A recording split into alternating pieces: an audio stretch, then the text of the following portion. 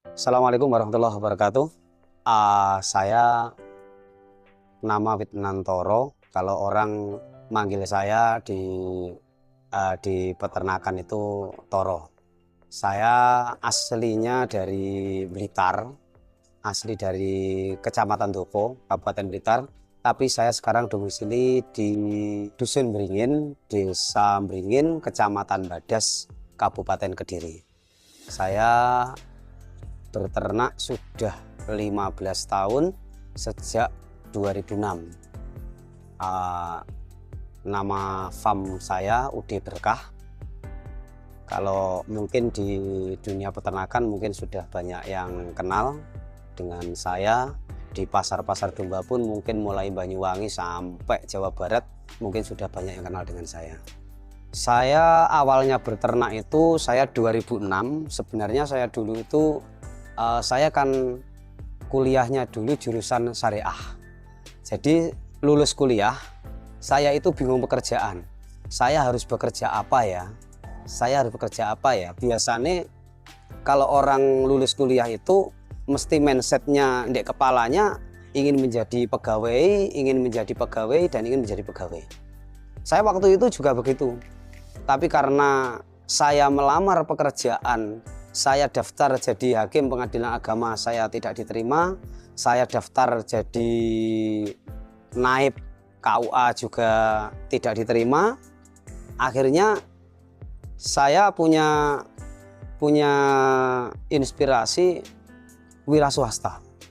Cuma pada waktu itu saya kan nggak punya modal. Saya setelah nikah itu saya tidak punya apa-apa. Saya waktu itu punya uang 5 juta. Tapi sepeda motor pun tidak ada, tidak punya. Akhirnya saya nekat, uang yang 3,5 juta saya buat untuk modal berternak kambing domba. Yang 1,5 juta itu saya buat nggade sepeda motor. Saya ingat sepeda motor pada waktu itu Supra X 2002. Saya nggade dengan uang 1,5 juta. Di awal-awal perjalanan saya juga bingung, nggak tahu ini domba itu seperti apa. Taunya ya domba itu kakinya 4, tapi dombanya yang seperti apa, gimana saya nggak pernah tahu, belum tahu sama sekali. Tapi kebetulan bapak saya Blitar itu memang basicnya memang pedagang kambing, pedagang desa yang bawa ke pasar 1-2 ekor. Ya dari situ saya belajar dari bapak itu. Saya mengikuti di pasar ya sekitar 2-3 minggu lah. Saya belajar sama bapak sekitar 2-3 minggu. Setelah itu saya terjun ke pasar sendiri. Saya belanja dengan uang 3,5 juta itu bisa belanjanya. Tapi ternyata setelah masuk kandang bingung, ini cara penggemuknya gimana. Saya kasih makan nggak bisa gemuk-gemuk. Katanya 1 bulan bisa ada yang bisa naik 4 kilo, 5 kilo, 6 kilo. Kok punya saya cek ternyata kenaikannya cuma 1,5 kilo. Saya bingung. Terus akhirnya saya mikir, pasti ada ilmu yang untuk pakan ini. Berarti ada ilmu nutrisinya.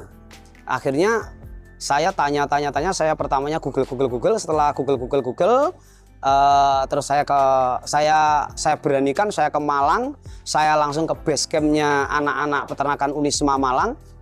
Saya tanya di sana, tanya panjang lebar. Akhirnya setelah saya kejar pertanyaan, teman-teman mahasiswa itu banyak yang bingung, gimana ya?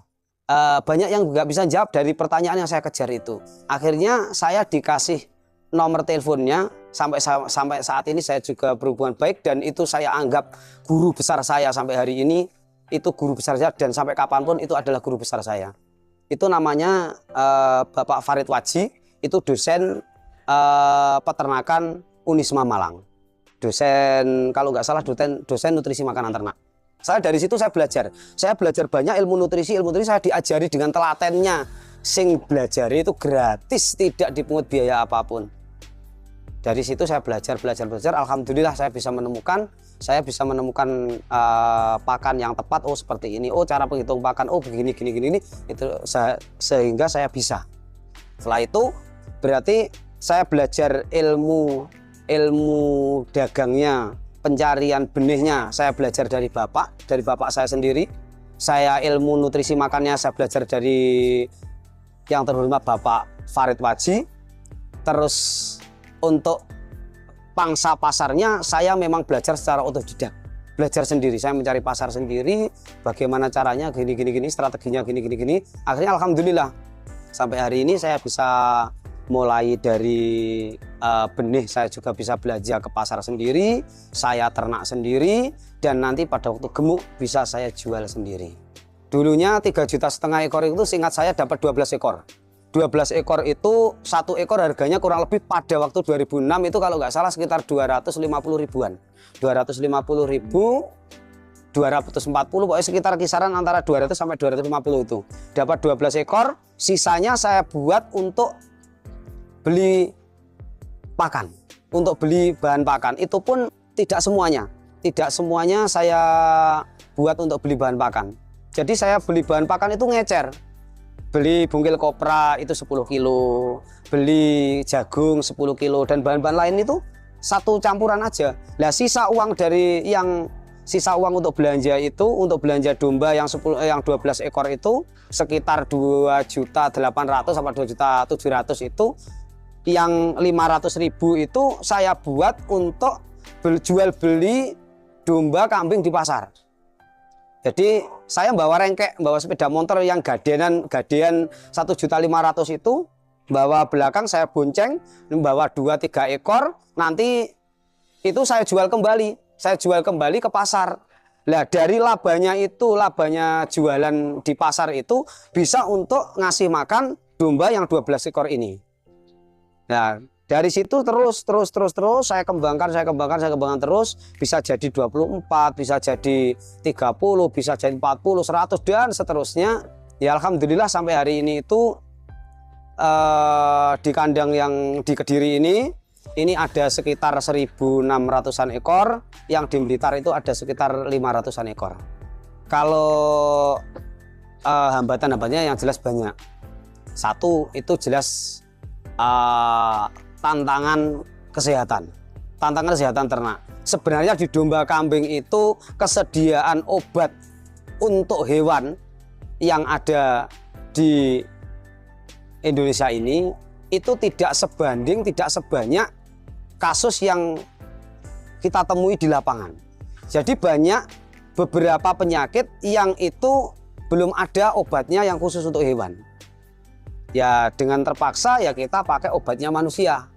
Kita ngeracik sendiri, kita meramu sendiri obat-obat itu untuk obat-obat hewan, untuk obat manusia kita kasihkan ke hewan.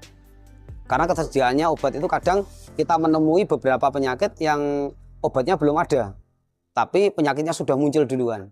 Saya pakai Complete Feed itu saya meramu sendiri. Satu hari itu antara 0,8 sampai 1 kilo. Untuk yang paling besar kayak gini, ini sudah hampir sekitar 1 kiloan. Tapi kalau yang agak kecil-kecil gini ya masih 0,7, 0,8. Saya pakai, yang penting gini, kalau saya itu tidak saklek menggunakan bahan itu, bahan ini itu enggak. Tapi dalam satu periode itu memang domba, kambing itu jangan pernah merubah formula. Jangan merubah formula dalam satu periode panen. Tapi kalau sudah berganti domba lain, domba yang baru, ganti formula lain dengan kandungan nutrisi, kalau hitungan nutrisinya sama atau di atasnya sedikit atau di bawah sedikit nggak apa-apa. Tapi jangan pernah sekali-kali merubah formula ketika di tengah perjalanan. Ini akan stres. Domba akan stres. Ketika stres itu dia tidak mau makan 2 hari, itu sudah menghilangkan daging yang sudah dikumpulkan selama 3 minggu. Makanya jangan pernah sekali-kali merubah itu. Kalau bahan itu yang penting kuncinya memanfaatkan limbah lokal dulu. Jadi limbah lokal yang masih murah kita manfaatkan sedemikian rupa. Nanti kalau kita hitung nutrisinya tidak bisa memenuhi standarnya kebutuhan hewan, itu baru kita harus ngasih suplai bahan tambahan yang bisa mengatrol itu. Nah, ketika mencari bahan-bahan itu, biasanya peternak-peternak itu biasanya kan mencarinya pada umumnya pakai ini, pakai ini, pakai ini, pakai ini. Kalau saya enggak. Ya, bahan yang sudah nilai harganya sudah di atas ambang maksimal dari nutrisi, ya kita tinggalkan. Contoh saja hari ini, orang itu semuanya ngejar kangkung kering. Itu sebenarnya kalau kita imbangkan dengan nutrisinya, dengan harga segitu sudah nggak masuk. Ya, kalau seperti itu ya harus kita tinggalkan. Kita cari alternatif lain yang masih murah. Mana bahan-bahan yang murah, kualitasnya sama tapi harganya lebih murah, nilai nutrisinya sama atau di atasnya atau di bawah sedikit, tapi yang penting harganya sesuai seimbang dengan nutrisi yang ia punya, yang bahan-bahan itu ia punya. Harapannya peternakan ini yang jelas saya berharap bisa lebih besar lagi, bisa lebih besar lagi, dan bisa lebih besar lagi. Dan saya sebenarnya punya satu harapan. Saya ingin mendirikan wisata domba. Jadi sebenarnya sudah ada di wacana saya itu wisata domba. Jadi wisata domba itu kalau dalam wacana saya gini. Nanti di situ itu, di lokasi itu kita sediakan berbagai macam domba dan kambing, jenis domba, kambing dan sebagainya. Jadi orang itu bisa belajar edukasi di situ. Oh ini jenis ini, oh ini jenis ini, oh ini jenis ini. Nah di situ juga disediakan tempat pelatihan untuk berternak, baik breeding ataupun fattening. Di tempat pelatihan, terus nanti juga berbagai macam pakan. Ada pakan silase, pakan komplit, feed, konsentrat dan sebagainya. Itu nanti di situ disediakan itu. Terus nanti di depan itu ada kuliner. Nah kulinernya itu nanti ada aneka masakan domba kambing. Mulai sate itu pun harus macam-macam. Ada sate Madura, sate Tegal, terus tongseng, tengkleng, terus semua aneka masakan kambing dan domba itu disediakan di situ. Itu harapan saya ke depan. Saya punya angan-angan, saya punya wacana seperti itu. Bagi para pemuda, jangan pernah takut ataupun tidak semangat untuk maju.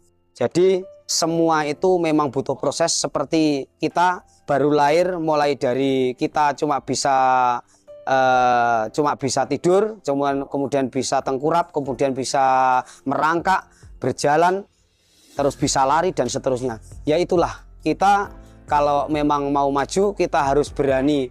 Jare wong Jawa, katanya orang Jawa, meres keringet. Kita berani dengan sekuat tenaga, apapun halangannya, apapun resikonya, apapun tantangannya. Jangan pernah ketika kita usaha satu kali belum berhasil, jangan patah semangat. Tapi kita coba lagi, kita pelajari mana kekurangan kita pelajari mana kekurangan kita. Jadi kita ketika dalam menjalankan bisnis itu, kita bisa memang benar-benar penuh, full, mulai dari nol, merangkak ke atas, dan seterusnya. Jatuh bangunnya itu kita tahu. Jadi kita tahu bagaimana kita usaha dari nol, kemudian naik tingkat, tidak ujuk-ujuk bim salah bim kita itu langsung menjadi orang sukses. Tapi semuanya ada prosesnya.